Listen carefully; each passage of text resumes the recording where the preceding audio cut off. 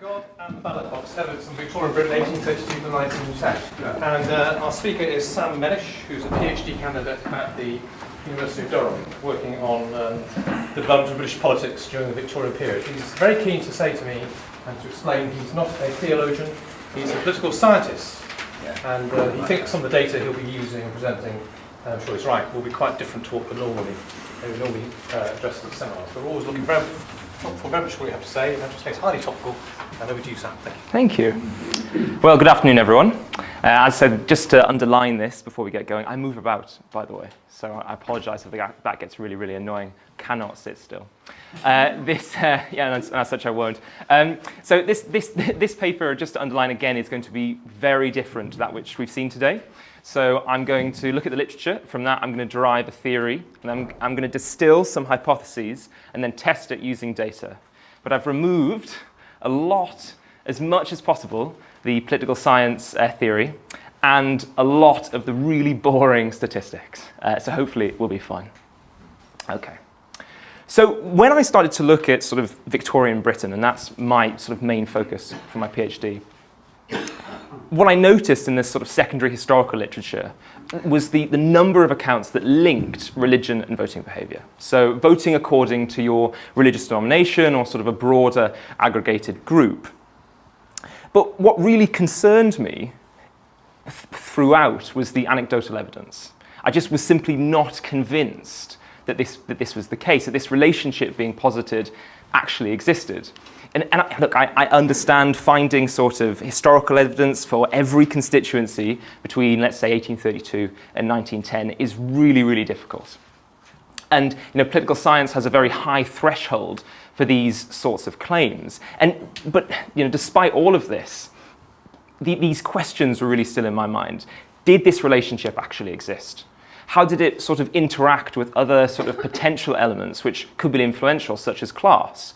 What is the size of this religion effect? How can we quantify this? And also, how did this sort of religious politics come to be?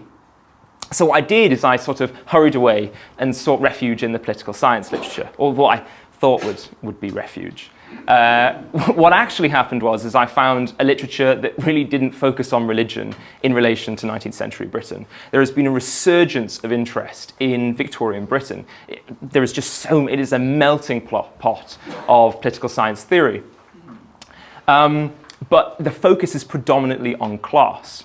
And so in keeping with all these gaps, I ask what was religious voting in Victorian Britain and what were the mechanisms through which it became prominent.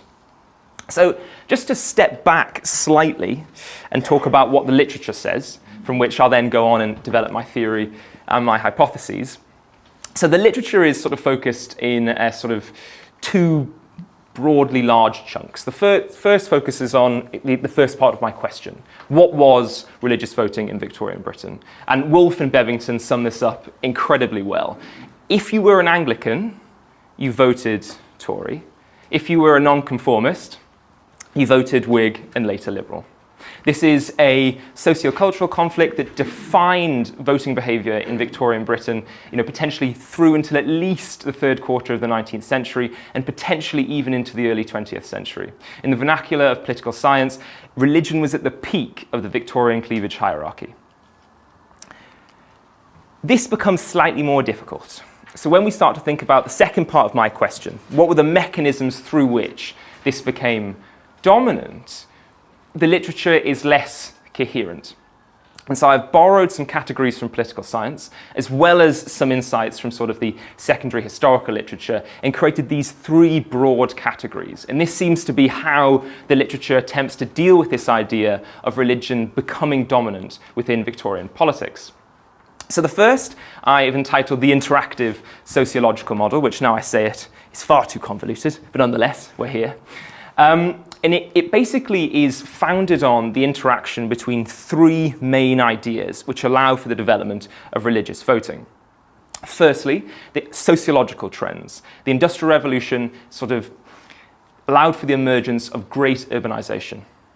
And in interacting within that is the evangelical revival, leading to much greater nonconformist numbers. This then interacts with broader structural change, the first being the 1832 franchise, which expands the electorate producing an electorate with a greater number of nonconformists. That then interacts, if you're still with me, with a particular type of cultural politics. Nonconformists were heavily discriminated against throughout the century, both socially and legally. So it may be that nonconformists, a newly enlarged nonconformist electorate, there is much evidence to suggest that nonconformist electors were aware of their newfound electoral strength, sought to vote for individuals and parties they felt at some point would be sympathetic to their policy goals, in particular relief from those discriminating tendencies. What is really of note here is that I suppose implicit within this is a broader Anglican reaction, though in this specific model that remains implicit, and there isn't great development of that particular case. Also, just to very briefly note, this is an electorate level model. So it is not politicians or religious ministers conditioning or determining the way in which, in particular, nonconformists are voting. It is the interaction between these broader sociological, structural, and cultural politics that produces a particular perspective of the dissenting elector. That is unlike the top-down perspective. This is very popular in political science, really, really popular.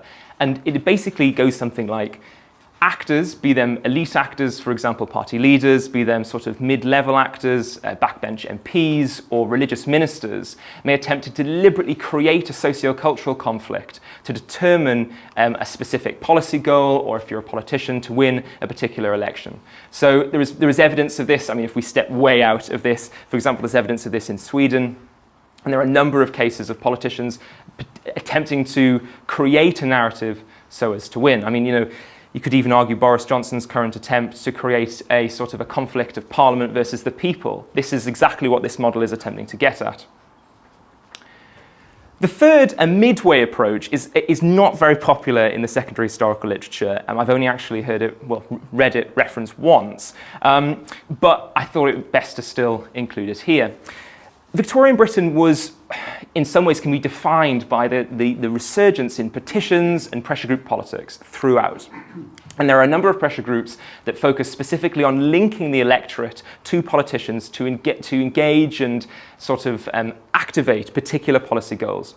So they would be the Liberation Society, which was refounded in 1853, and the Church Institution in 1859. These were massive organisations. If we look, for example, in 1866, the Liberation Society had coffers of about £8,000. Absolutely huge. The Church Institution in 1863 had 470 local associations. It may have been that these pressure groups deliberately created a socio-cultural conflict by petitioning the electorate and politicians to achieve their particular policy goals. Cool? I see some nods, so I'm going to take that as that's fun. So what do I take from this? So in political science, what we do is we look at the literature, and then from that develop some sort of theory. I'm just trying to argue for one side as opposed to the other. So I think in keeping with the literature, I argue for the predominance of religion. What was religious voting in Victorian Britain? It was a phenomenon that was at the peak of the Victorian cleavage hierarchy. It was focused, it defined a cleavage between Anglicans on one side, who voted Tory, and nonconformists who voted Whig and later Liberal for much of the 19th century. When we step back from the literature and we look at sort of the wider life and the wider world of the Victorian individual, this starts to make sense. The 1851 religious census points to around over 5 million people not attending the Sunday service on census day. And yet, does that really matter in this sense? The Victorian social life was constantly interacting with particular religious institutions. In that way, it makes sense that we have the predominance of religion. People were constantly interacting with religious thought and ideas, regardless if they went to church or not. This also seems to make sense when we consider the distribution of religion. So this figure here is the proportion of Anglican churches per constituency in 1851 in England and Wales. And I take two things from this. Firstly, there's a potential regional distribution of religion, and also that a number of constituencies that border one another have very different religious distributions. There is a lot of discussion, I'm sorry, I have to go into political science theory very briefly. There's a lot of discussion of single class communities fostering class politics. Surely in this way, single religious communities can maintain the salience and predominance of religion as the key socio-cultural conflict. Thirdly, urbanisation and the evangelical revival. This is a period in which, as I say, we've had the growth of the great sort of metropolises of Britain that we see today interacting with the growth of religion. This is the decennial British church membership totals that were collected by Curry et al. It's a great book, Church and Churchgoers, if you're looking for general statistics. It's really fantastic. So I've just borrowed this from them, and you just see, this is Anglicans and Nonconformists, you just see a constant incline. And obviously some of this is going to be explained by birth, by births, people being born, but it is also going to be explained by people converting from different religions or converting from a secular position and starting to attend church. We continue to see this growth rate. I thought, Methodist seminar, why not? We continue to see this growth rate when we look at the Methodists. I mean, not so much some of the smaller denominations, but definitely with the Wesleyans following the recovery after the Reformers' schism. This is an environment in which people are talking about religion. They're interacting constantly with religion in their social life. They're in a position where people are converting and things are changing all around them. It sort of makes sense that religion would be so important to politics, especially in opposition to other potential explanatory variables. And finally, what were the real kicker that made me land at this position is the behaviour of politicians. The evidence is anecdotal, but I think it does point towards religion as being the sort of primary determinant of voter behaviour. There is so much evidence of politicians wooing particular religious groups. If it be Liberal MPs turning up to the sort of foundation ceremonies for primitive Methodist chapels, be it. There's absolutely fantastic newspaper reports in the 19th century of sort of Tory MPs turning up in their carriage, and behind them is a carriage full of Anglican priests. Why would candidates do this if it wasn't so important? So moving on to why this became predominant, and what I'm going to argue is this conditioned interactive sociological model, which again, as I say it, I recognise probably needs a better name. Thinking about the literature that I've presented and those three sort of alternative explanations given by the literature for the onset of religious politics, that sort of interactive sociological model, the top-down perspective, and that midway approach. To try and sort of navigate these, I began by looking at some poll book studies. So there are two systematic attempts that attempt to deal with religious politics. So one's in Guildford and the other was in Poole, focusing on Guildford and Poole. They are limited in terms of their geography and the electoral contexts, but they can be a starting point. They both identify religious politics as happening in the 1830s and 1840s. If you assume that as true, or potentially true, it's very difficult to suggest that elite actors, in particular party leaders, were responsible for the onset of religious politics. It's simply because, I would argue, although please disagree with me during the questions, that prior to the 1868 election, party leaders are playing a much smaller role. It is a local politics, a politics that is defined by very specific issues at that local level. So how could such leaders have an influence across the nation, consuming the lives of a varying degree of individuals? However, what we do have in the 1830s and 1840s is growing nonconformist strength. So the two things I mentioned previously, the sort of sociological movement, that growing nonconformist body with the interaction between the evangelical revival and urbanisation, as well as how it interacts with structural change, the first structural change being the 1832 Great Reform Act, the growth of the franchise, as well as The third element, discrimination. Nonconformists were heavily discriminated during the 1830s and 40s. The dissenting deputies attempt to get Prime Minister Grey in 1833 to sort of remove that list of 6 grievances they present, emphasises the extent of discrimination.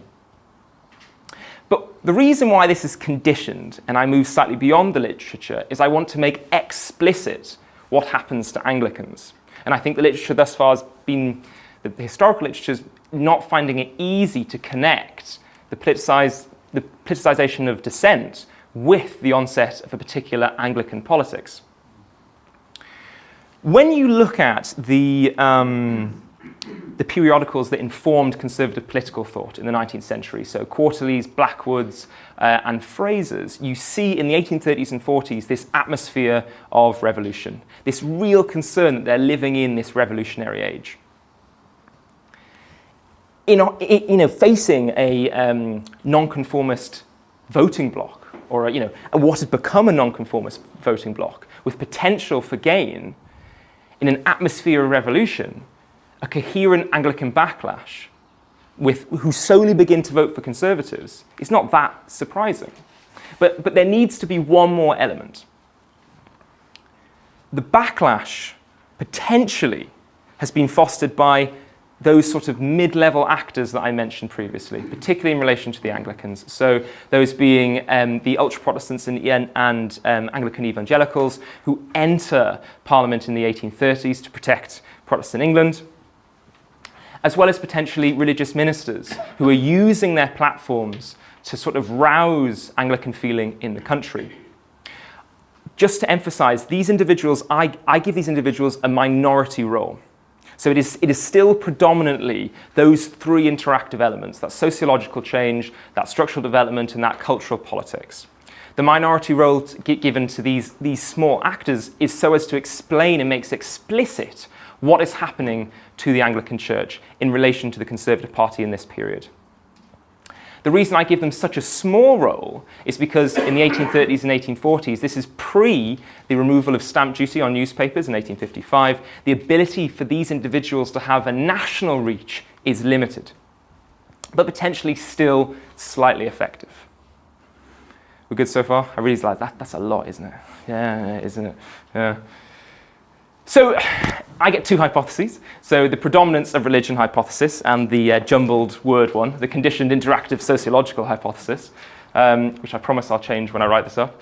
And they're going to be tested. Now, don't worry, I'm going to hold your hand as we go through this. It's going to be fine, I promise. So basically, there's a couple of data sets that I'll outline, and then we'll talk about the method itself. So I try and look at this using 2 levels of data. So the individual level data is poll books from Guildford between 1832 to 68. So it is literally, we have a poll book, how somebody voted, and then an identifier of whether somebody was an Anglican or a nonconformist.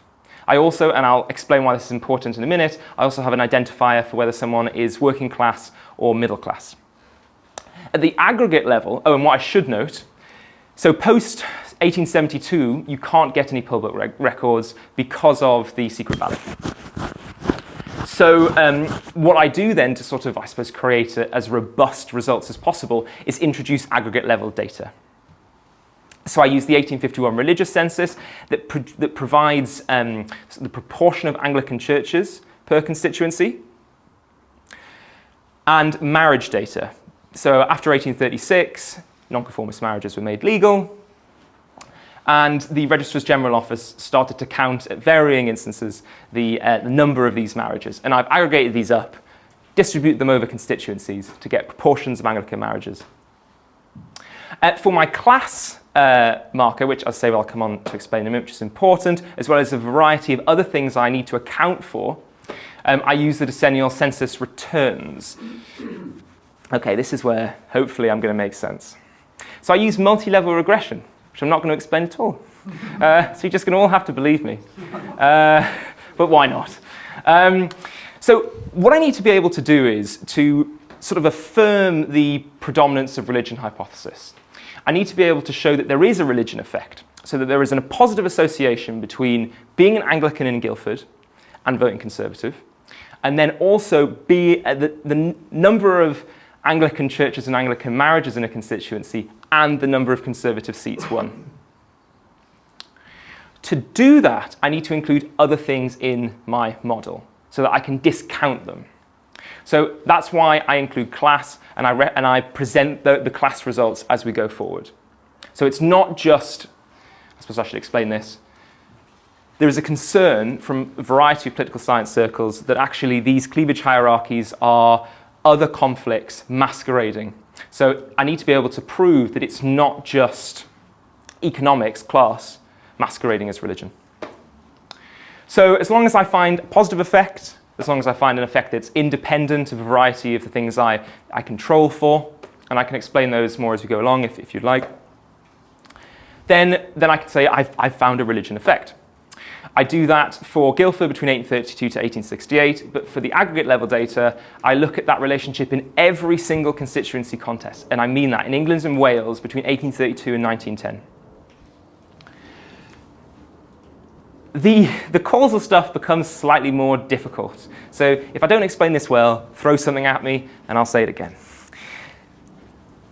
To be able to understand whether my causal assumptions exist, I need to compare it to other causal assumptions made in the literature. So elite actors, for example, is it party leaders doing this? Is it pressure groups doing this?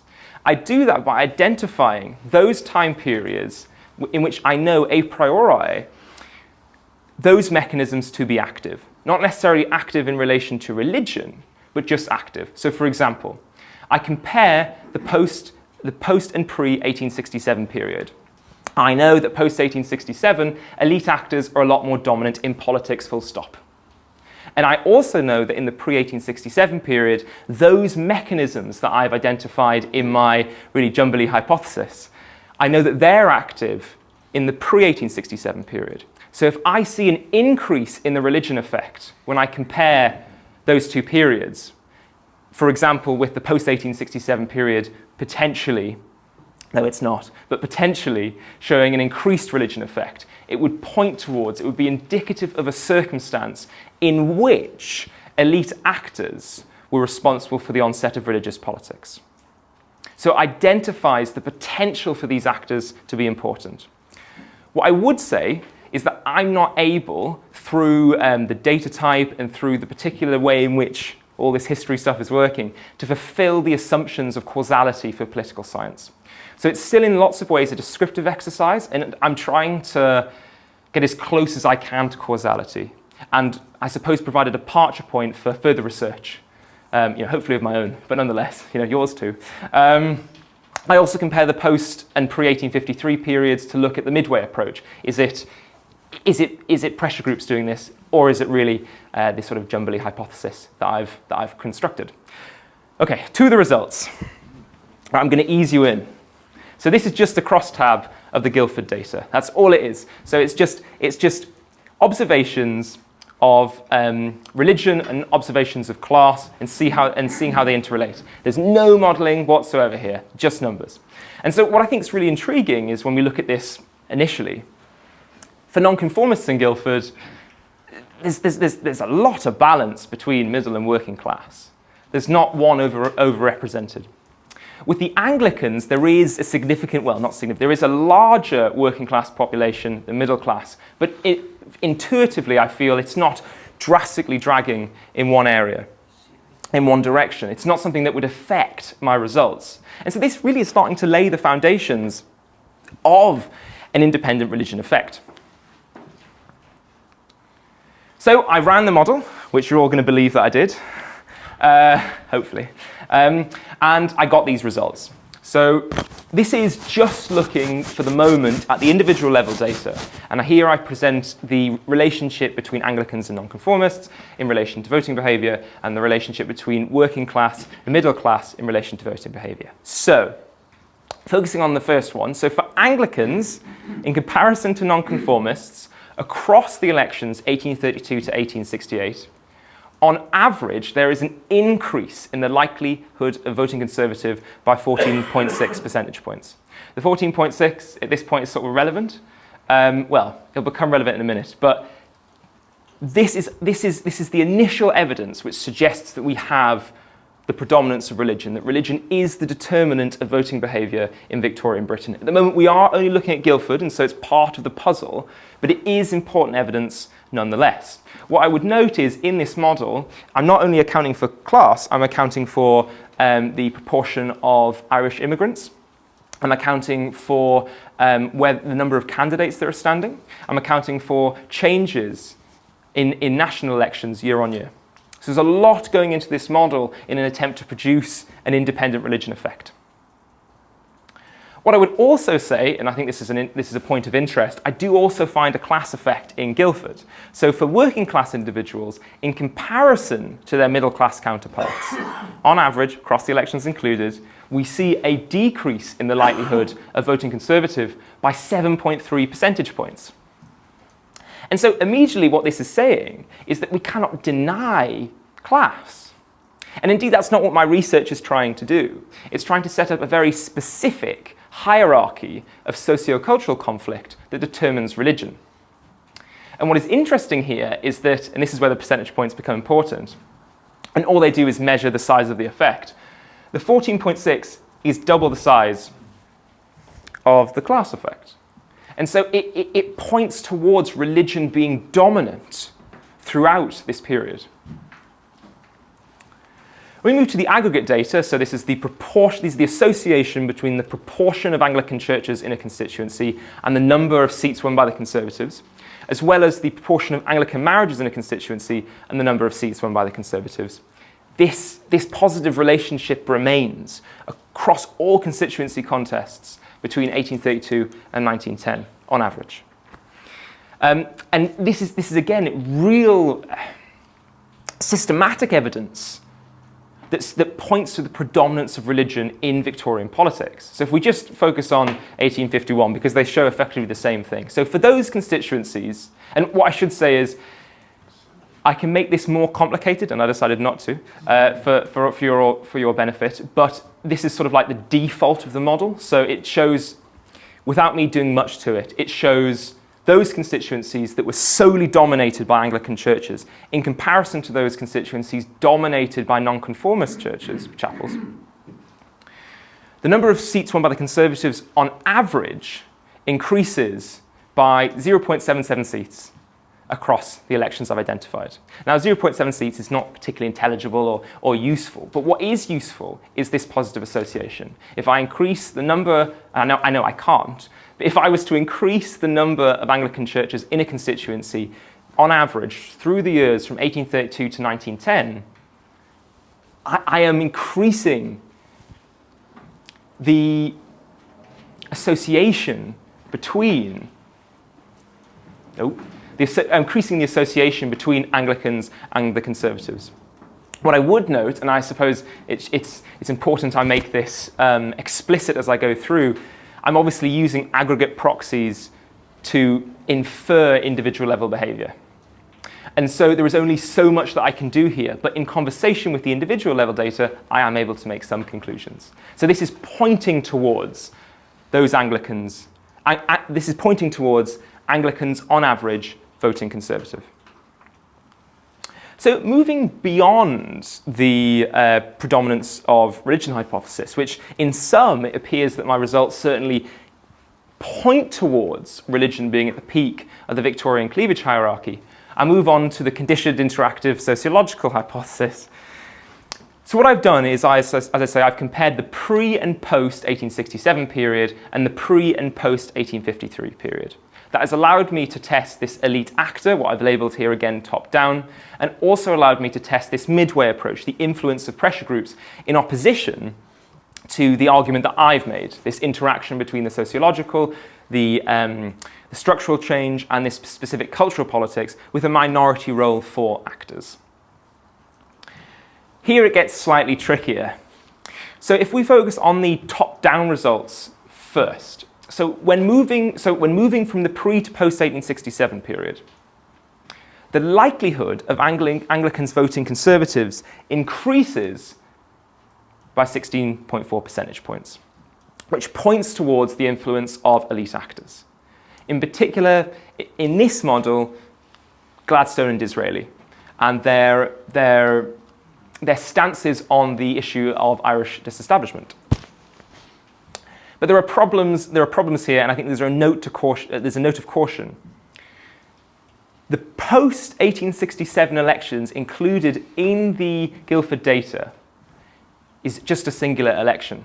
And it's apparently, I don't know why they don't have the general election, it's only a by-election. And so these results could be only commenting on Guildford. Moving to the aggregate level, still focusing on the top down, this association completely disappears. So when I compare the pre and post 1867 period, this is across 1832 to 1910 in every constituency election. I don't see a difference in the association, in the relationship between the proportion of Anglican churches, the proportion of Anglican marriages, and the number of seats won by the Conservatives. So at the moment, I'm at a point where I haven't undermined the assumptions in my hypothesis.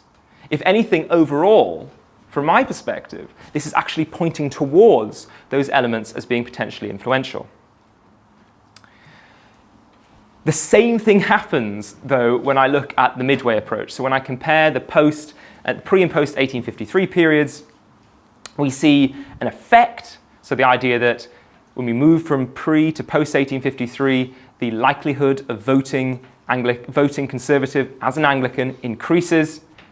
This then disappears at the aggregate level.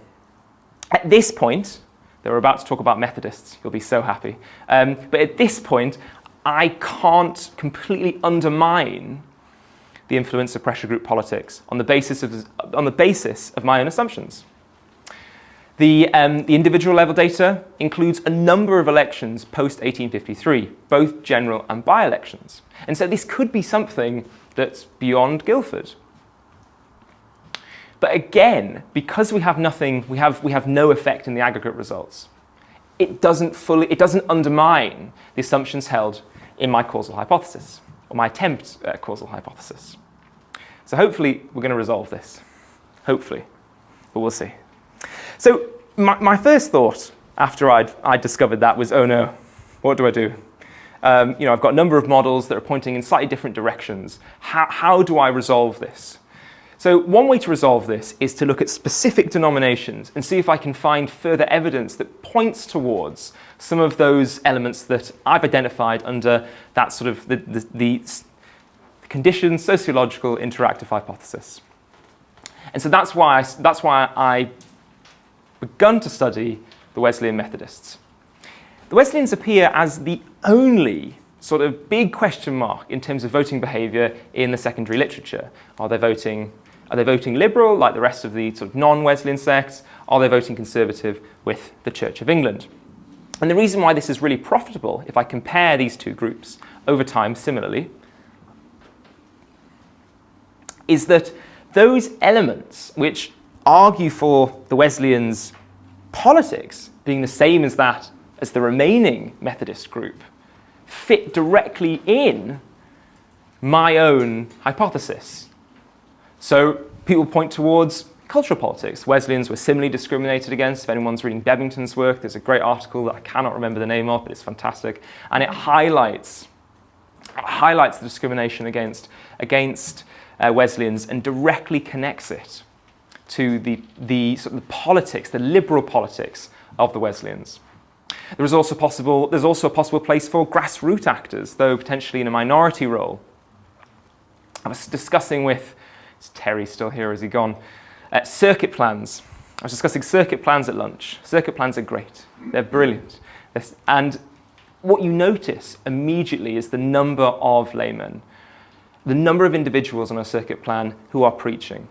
And so and I think Hempton points towards this, the idea that the supposed conservatism of individuals like Jabez Bunting and the Conference Party as a whole is sort of diluted and watered down by these sort of lay actors.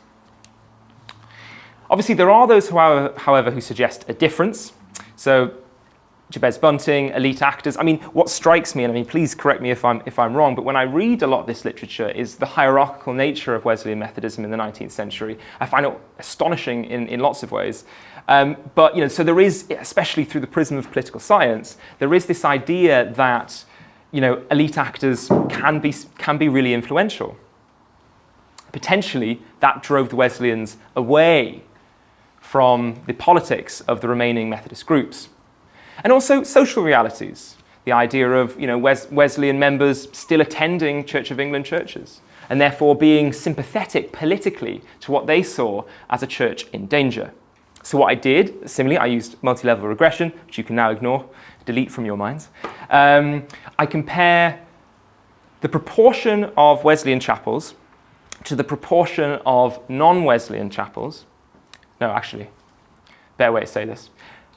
I compare those constituencies solely dominated by Wesleyan chapels to those constituencies dominated by non-Wesleyan Methodist groups for each constituency contest between 1832 and 1910.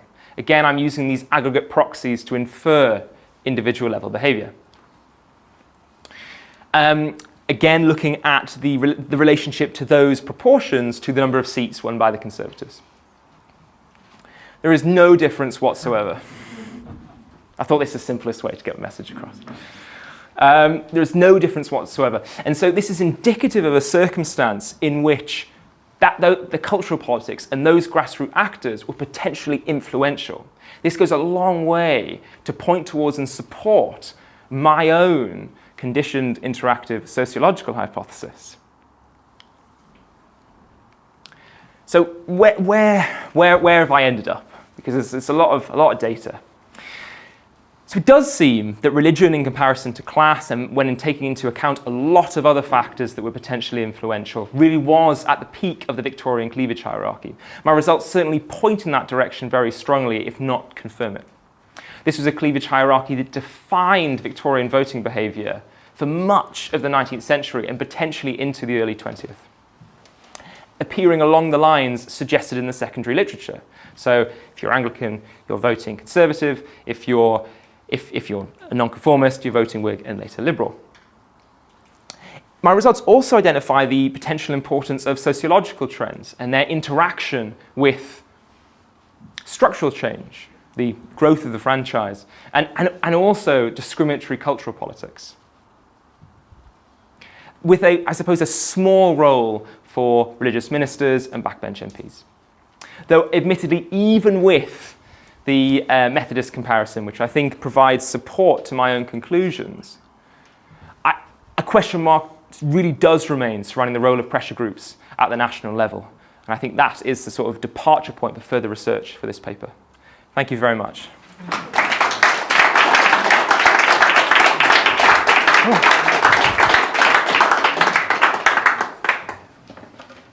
Thank you, Sam. That was a very lively presentation, which I thoroughly enjoyed. Thank you. We've got time for a couple of questions. So, oh, here we go. Here we go. Just a couple of quick questions. I understand the significance of 1867 second format. Why 1853? That's my first question. And the second one is, what difference does it make that adding all the nonconformists together only amounts to a fraction of the Anglican population? I don't know what fraction. 20%? Maybe? That's very well.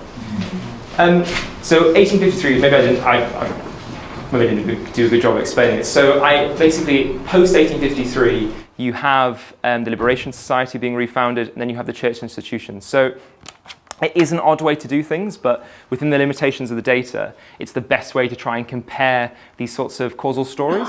So yeah, that's 1853. And so adding nonconformists, so by 1851, the nonconformists together are the size of the Anglicans. So the 1851 religious census would suggest they're effectively identical. I mean, earlier on, I think you're right in the sense that they're a much smaller group, but they're sort of ever growing.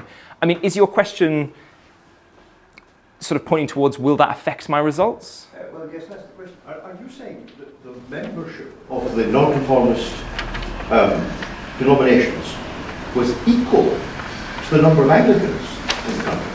Yeah, I mean, by 1851, the census would suggest that the And the 1851 census has a lot of problems. So the only census during the period when we talk about religion is in 1851, right? So, and it's, there are some problems with it, and depends what figures, but I mean, they're certainly coming to a point in which they're getting close.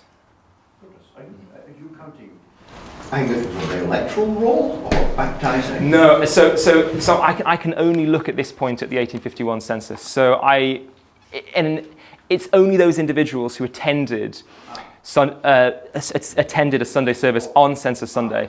And I think that like this is a general problem with a lot of this data. The Guildford data really emphasizes this quite a lot, is that how the author was chosen to, because I didn't collect the Guildford data, it was collected prior to me starting my PhD, way prior. The way in which they've collected the data is sort of indicative of how difficult it is to identify specifically who is an Anglican and who isn't. The 1851 census is a great example of this. The gentleman in charge, young barrister, he's effectively asked why he's done the census in the way he has, and because he doesn't simply go up to people and ask them, are you an Anglican, are you a Nonconformist? He sends everyone out and they just count people in church on that Sunday. And he basically says, well, look, you're just going to get a really heavily inflated number of Anglicans because nobody's going to want to admit to not being an Anglican. And in fact, he actually found that 5 million people, just over 5 million people didn't attend, who should have been able to attend that Sunday services. So yeah, I mean, but I don't think it affects the results in sort of a drastic way. Yeah. Thank you very much indeed for your presentation. I just worry about some aggregating factors that aren't there. For instance, I didn't hear, unless I misheard it, no mention of Chartism, no mention of trade unionism. Yeah. And also the fact of Guildford, it strikes me a bit like, you know, Workington man, therefore the result of the election is going to be that. Guildford is not a strong area in terms of Methodism, various forms of Methodism. No. So regionalism is another thing. You know, what about Cornwall and Durham and the differentiating factors? And the third variable, which I think might challenge your hypotheses, is what in old terms would be called plumpers. People who went to different places on different occasions, or people who changed from one denomination to another, Anglican, Nonconformist, or whatever. And that applies to class as well as a religious affiliation. You need to also remember that although this does not affect the 1851 figures, all the other figures that use things like marriage registers, the default position was established church. It wasn't I am an Anglican and therefore I will vote the way Anglicans vote. It's just that person is recorded because the default thing to do, even long after legalised nonconformist weddings, was you got married in church. Yeah, I think it's a great criticism. Shall I answer all of those? I'll just put this down. I'll forget otherwise. I'll start with that one and work backwards. So I totally agree, and I think that there are definitely problems with the data. I think a lot of times, particularly when I work with data, it's just the best that I've got, and especially for 19th century data.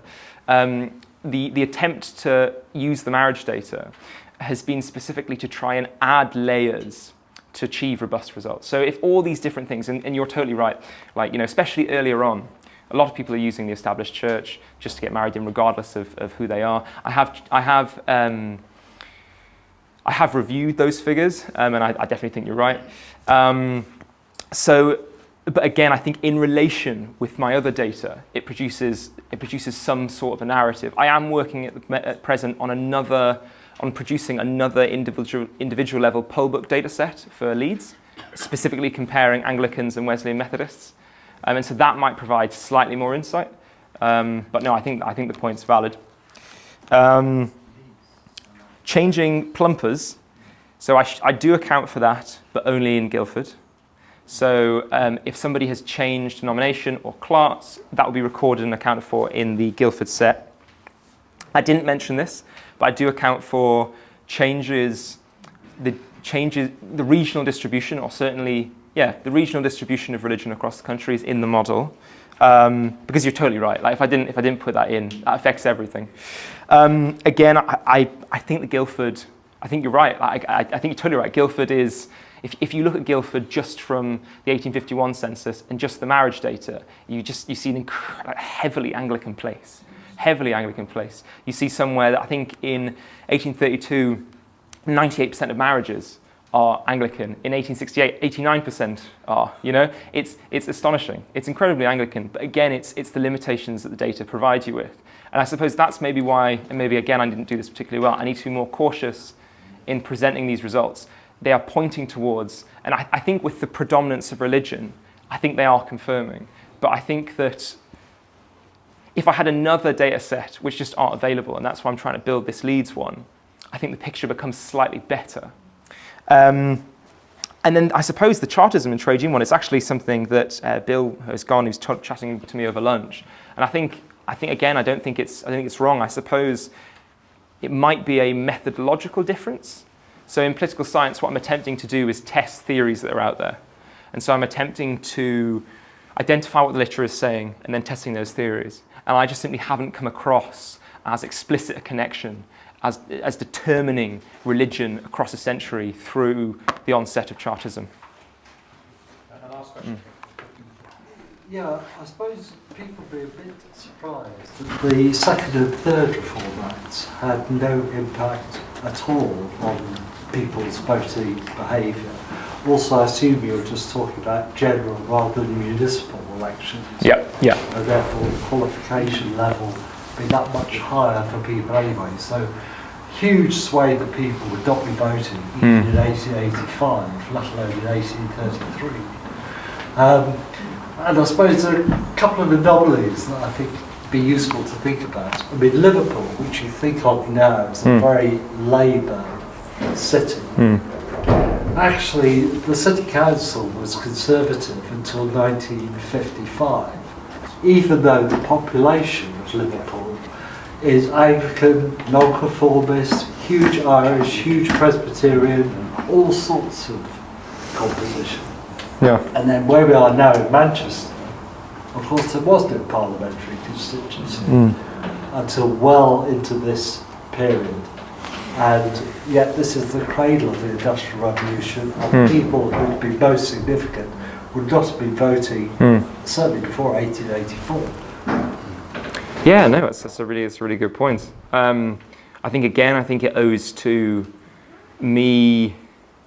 I mean, I think you're right. I think it's something I need to look at, and I think that the paper is potentially more convincing, and it definitely fits into these sort of broader ideas of structural change. I think again it owes it to no explicit connection in the literature, and therefore because it's sort of the approach that we take from my discipline, it's not something that I'd necessarily go for and intend to generate those sorts of theories. There has been some work on this exact thing. Has voting changed at a quantitative level through political science, looking specifically at these Reform Acts, and they've not come up with massive changes in support. But you're right, it certainly would be something very interesting to look at religion from. I suppose the key point is, though, that religion is a factor, obviously. But perhaps it's the same concatenation of factors that make you Anglican and Nonconformist. And also push you towards the way in which you might vote. If those are the only two choices. Yeah, so I try to account for that. So I try to account for that for the best I can. So that's why I include class. Rather than just this is one of several factors. Yeah, no, definitely. And I suppose that's what I'm trying to say, because I think that I'm not denying like a hierarchy of sociocultural conflict throughout the century. I'm not denying other elements being influential. Like, if you're working class, maybe that does affect you. But on average, it's religion being at the peak of that hierarchy. Because I think you're right. There's nothing to say that, as human beings, as individuals, as an electorate, we're made up of, we're memberships of a variety of different groups. And those groups all sort of pull us in slightly different directions. But it's about which one is predominant at a single point in time, but still allowing for other ones. And that's why I attempt to account for them in the model. But I think it's a really good point. Well, that's a fantastic way to end our seminar, so well done. Thank you. Cheers.